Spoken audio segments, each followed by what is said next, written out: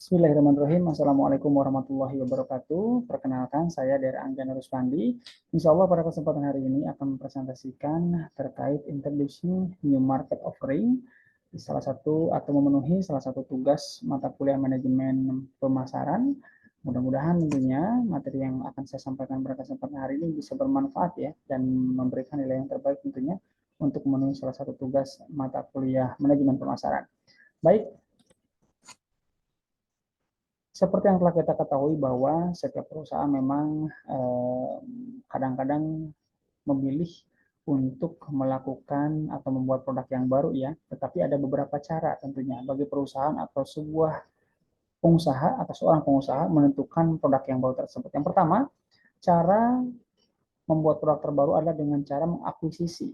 Kemudian apa saja cara akuisisi yang dapat dilakukan? Yang pertama adalah membeli perusahaan orang lain. Biasanya kalau ada perusahaan-perusahaan yang mau bangkrut, perusahaan-perusahaan yang mau pilot, itu biasanya mereka jual asetnya kepada pengusaha barunya ya. Sehingga tentunya si pengusaha ini tidak perlu memikirkan lagi usaha apa yang baru karena tinggal melanjutkan saja atau improve saja dengan perusahaan yang lama. Kemudian berikutnya adalah mendapatkan hak paten dari perusahaan lain. Kemudian cara akuisisi berikutnya adalah membeli lisensi atau waralaba dari perusahaan yang lain. Nah, ini memang kita tidak menciptakan produk baru, tapi kita lebih ke mengakuisisi ya. Karena cara mengakuisisi tadi ada 3 macam tersebut, jadi memang tinggal perusahaan memilih mana yang kira-kira cocok cara mengakuisisinya. Kemudian ada juga cara dengan pengembangan produk. Yang pertama adalah mengembangkan produk yang baru di laboratorium sendiri. Biasanya ini melakukan penelitian terlebih dahulu ya, ada survei terlebih dahulu, kemudian bahkan melakukan riset secara laboratorium.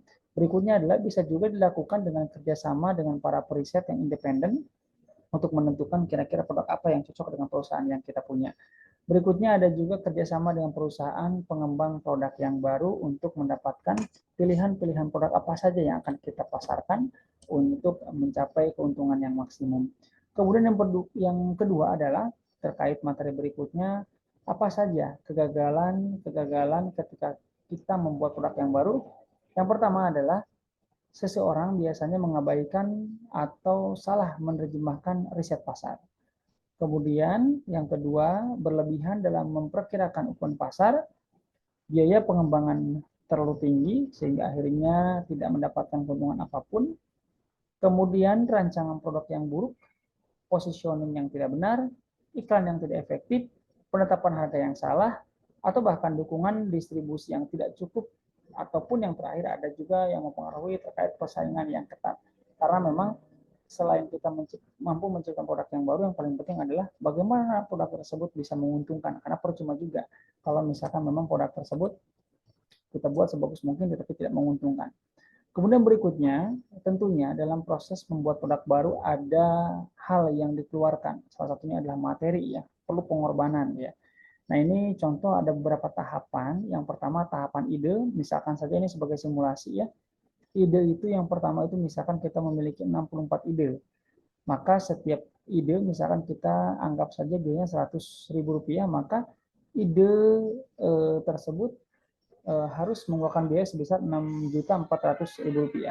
Kemudian setelah penyaringan ide, maka ide-ide tersebut tentunya diuji konsepnya sehingga dari awalnya jumlah 64 turun menjadi 16 ide yang disaring ya.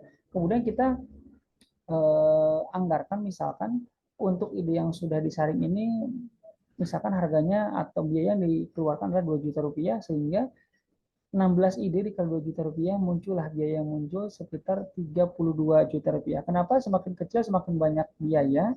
Karena tentunya setiap kita menyaring atau menguji itu perlu biaya, menguji itu perlu proses. Maka biaya yang dikeluarkan pun tentunya tentu bertambah.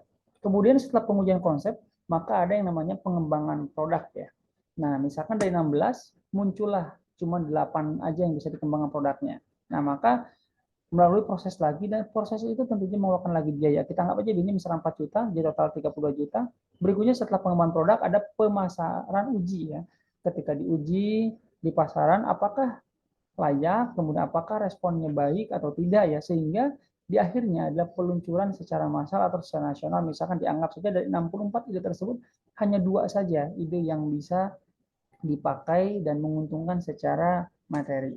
Kemudian berikutnya adalah mengelola pengembangan produk yang baru. Yang pertama tadi sudah saya jelaskan di awal, ada yang namanya generation ide ya, dan ini merupakan ide yang sifatnya umum, masih mentah ya. Kemudian di screening ide tersebut, setelah melakukan screening baru adanya konsep pengembangan dan dites ya. Apakah ide-ide tersebut kira-kira layak untuk perusahaan yang sedang dijalankan. Kemudian berikutnya setelah menemukan produk tersebut maka dilakukanlah namanya marketing strategi development ya. Dan ini bisa menentukan dan kita bisa menemukan di sana terkait biayanya berapa, kemudian apa saja pengorbanan yang perlu dikeluarkan untuk mendapatkan produk tersebut dan lain sebagainya. Kemudian berikutnya ada bisnis analis ya. Di sini produk tidak hanya bagus secara fisik, tidak hanya menarik secara konsumen, tapi juga memang harus yang bersifat profit ya. Kita percuma tentunya mengembangkan produk tetapi tidak menguntungkan ya. Berikutnya adalah product development. Setelah kita secara bisnis aman, maka bagaimana cara mengembangkannya produk tersebut. Nah, ini perlu tentunya pengembangan proses berikutnya. Berikutnya adalah ada pengujian pasar ya, di mana tentu ini perlu diuji sebelum dilakukan komersialisasi yang secara massal. Nah, itu tadi beberapa tahapan pengembangan produk. Kemudian berikutnya, setelah dikembangkan, maka perlu mengelola proses pengembangan ide tersebut. Bagaimana biasanya orang-orang bisa mendapatkan ide? Pertama adalah dengan cara berinteraksi dengan orang lain, karena ide kadang-kadang muncul ketika kita ngobrol dengan orang lain ya. Kemudian yang kedua adalah berinteraksi dengan sama karyawan. Yang ketiga mempelajari pesaing, yang ketiga teknik mengadopsi. Nah, teknik mengadopsi ini tuh ada beberapa hal yang mungkin bisa kita cari. Yang pertama menyebutkan atribut ya. Memodifikasinya seperti mengganti pegangan kayu misalkan dengan besi atau dengan plastik, itu pun menjadi sebuah ide ya. Akhirnya orang-orang sadar bahwa menggunakan plastik ternyata lebih murah daripada menggunakan kayu, meskipun memang plastik ada dampaknya. Kemudian berikutnya adalah mendorong hubungan. Ini mempertimbangkan setiap ide dalam hubungan dengan setiap ide lainnya. Misalkan awalnya meja hanya digunakan untuk menyimpan buku saja, tetapi dengan ide, dengan inovasi, maka satu meja bisa digunakan untuk beberapa kepentingan. Misalkan untuk menyimpan sepatu, buku, barang menjadi satu tempat ya. Kemudian berikutnya adalah analisis morfologis, dimulai dari masalah biasanya ya, dan menyebutkan semua kemungkinan kombinasi yang muncul untuk menghasilkan solusi. Jadi produknya adalah produk solusi. Biasanya ini kaitannya dengan layanan. Kemudian analisis asumsi terbalik, dan berikutnya ada konteks baru, misalkan kalau dulu kita nunggu pelanggan di resepsionis, maka dengan konteks baru ini itu bisa jadi resepsionis yang justru mendatangi pelanggan ya, sebelum dia masuk ke hotel misalkan atau ke perbankan dan lain sebagainya. Ada juga pemetakan pikiran. Nah, kalau dulu SPBU di dalamnya hanya SPBU saja, maka dari zaman sudah mulai berubah, maka SPBU sekarang sudah ada makanan di sana, sudah ada internet di sana, sudah ada banyak hal ya. Kemudian berikutnya juga kafe. Maka kafe kalau zaman dulu hanya cukup dengan kopi saja, menu saja. Kalau sekarang maka kafe ditambahkan internet. Karena ternyata penelitian dan bahkan pengalaman pribadi bahwa kafe sekarang digunakan sebagai tempat tidak hanya untuk kopi ya, tetapi juga untuk bisnis, di sana rapat atau membicarakan deal bisnis atau lain sebagainya. Nah, kemudian ada namanya itu penyaringan ide. Penyaringan ide itu ada 2 cara ya. Atau dalam penyaringan ide itu perusahaan harus menghindari 2 jenis kesalahan, maksudnya kesalahan yang pertama itu adalah drop error, yang kedua adalah kesalahan menjalankan go error. Nah, kemudian kesalahan menolak. Jadi memang sebelum ide itu datang, bahkan saat ide itu muncul di benak kita atau bahkan disampaikan oleh teman kita, rekan kita atau siapapun yang menginspirasi kita, maka sebelum kita saring kita sudah menolak di awal terlebih dahulu, dan itu memang tidak boleh dilakukan. Misalkan ide itu harus dibicarakan terlebih dahulu saat pertemuan berikutnya misalkan ya. Atau misalkan kita sudah menolak dengan cara, wah biaya ini terlalu besar. Atau bahkan menolak dengan cara, selama ini kami baik-baik saja dengan ide ini tanpa menggunakan ide-ide yang baru. Atau contoh lain misalkan, kita juga sudah mencoba ide tersebut tapi buktinya gagal. Nah, ide-ide tersebut tentunya ketika muncul ide maka kita tidak boleh mengkat ya, kita tidak boleh menjudge ide tersebut di awal. Kita tampung terlebih dahulu, kemudian kita saring, kira-kira ada hal kelebihan apa yang bisa dikembangkan dengan produk tersebut. Berikutnya, ada kesalahan menjalankan atau go error. Pertama ada kegagalan produk secara absolut, kerugian keuangan, ya penjualan tidak menutupi biaya yang digunakan untuk produk, karena sekali lagi Produk yang bagus adalah produk yang bisa diterima pasar dan produk yang menguntungkan. Ada juga kegagalan yang sifatnya kegagalan produk parsial ya, dan ini merupakan penjualan hanya menutupi biaya pembuatan produknya saja. Yang terakhir adalah kegagalan produk relatif. Ini merupakan penjualan yang menghasilkan laba yang rendah yang sudah tadi kita jelaskan. Berikutnya, yang keenam adalah mengelola proses pengembangan konsep sampai dengan strategi. Pengembangan konsep dan percobaan ya. Ada pengembangan konsep, maka seorang pengusaha harus muncul pertanyaan dalam benaknya, siapa pengguna produk tersebut, kemudian apa saja kira-kira manfaat dari produk tersebut, dan kemudian kapan produk tersebut akan digunakan. Kemudian masuklah ke percobaan konsep, ini masuk ke komunikasi dan kepercayaan, kemudian tingkat kebutuhan, tingkat kesenjangan juga bahkan perlu dipikirkan, karena apakah pasar ini digunakan untuk atau diperuntukkan untuk kalangan menengah ke bawah atau justru kalangan atas. Ada juga masalah tingkat perasaan terhadap harga, keinginan untuk membeli, termasuk juga terkait pembeli, situasi, frekuensi pembelian. Nah, kemudian percobaan konsep tersebut maka digabungkan, dianalisa ya secara gabungan. Kemudian kira-kira apa alternatif desainnya, mereknya, alternatif harga. Kemudian ada juga kemungkinan untuk memberikan bonus ya. Misalkan ketika kita beli produk A, maka kita mendapatkan juga produk B sebagai bonus. Kemudian berikutnya adalah memberikan atau kemungkinan untuk memberikan kemudahan.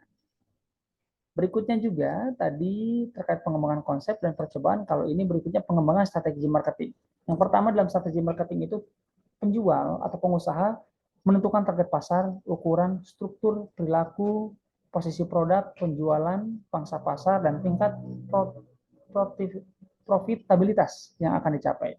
Harga yang direncanakan, strategi distribusi, dan anggaran pemasaran juga penting dilakukan. Dan terakhir, menjelaskan penjualan jangka panjang, buana pemasaran, dan target laba.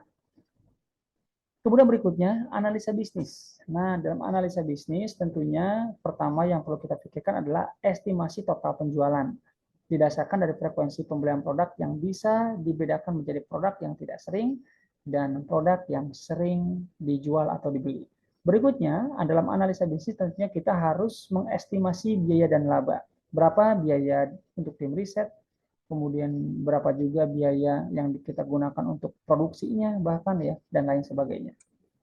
Kemudian bagaimana juga cara mengelola proses pengembangan ya. Pengembangan produk itu tentunya ada prototip ya, nyata dari produk, ada tes pelanggan, kemudian kita harus tes pasar juga, kemudian maju ke tahap komersialisasi terkait masalah timing, kapan kira-kira dijual atau diuji coba. Kemudian berikutnya adalah geografik strategi, kira-kira di mana barang tersebut akan kita jual, wilayahnya wilayah apa yang akan kita lakukan pemasaran. Berikutnya target market prospect, dan ini siapa kira-kira orang yang pas untuk mendapatkan produk ini dan lain sebagainya. Kemudian berikutnya terkait tentang how, bagaimana strategi marketing yang akan dilakukan secara teknis di lapangan. Dan terakhir, dalam tahap percobaan pasar atau barang konsumsi, perlu pengusaha itu melakukan riset gelombang penjualan, ada simulasi tes pemasaran terkontrol, dan tentunya juga harus melakukan tes pasar.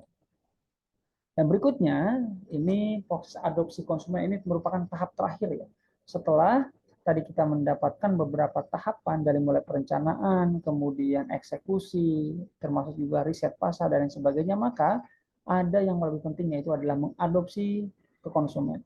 Adopsi ini itu diartikan sebagai keputusan individu untuk menjadi pengguna dari sebuah produk dan diikuti dengan kesetiaan konsumen. Ada tahapan-tahapan dalam proses adopsi. Yang pertama, ada yang sadar inovasi atau awareness.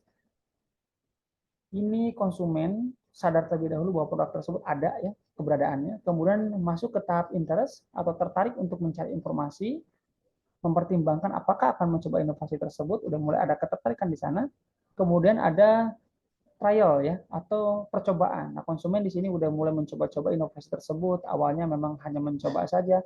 Dan kemudian terakhir adalah adoption atau adopsi. Ketika mencoba, maka ternyata cocok di hatinya, cocok sesuai dengan kebutuhannya, maka adopsi tersebut sudah masuk kepada jiwa konsumen sehingga konsumen menetapkan produk yang kita buat sebagai bagian dari kebutuhan mereka.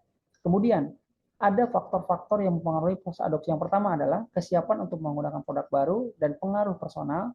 Memang tidak mudah, seperti contohnya dulu kita menggunakan TV kabel ya, masih secara konvensional, sekarang sudah beralih ke TV digital. Ada beberapa dari masyarakat kita yang memang belum tentu bisa menerima itu, tetapi dengan sejalannya waktu, dengan percobaan yang dilakukan, kemudian dengan apa namanya, mulai mengadopsi, mulai merasakan bagaimana TV digital, akhirnya orang sudah mulai mengadopsi TV tersebut, dan sekarang tentunya TV kabel sudah jarang sekali digunakan.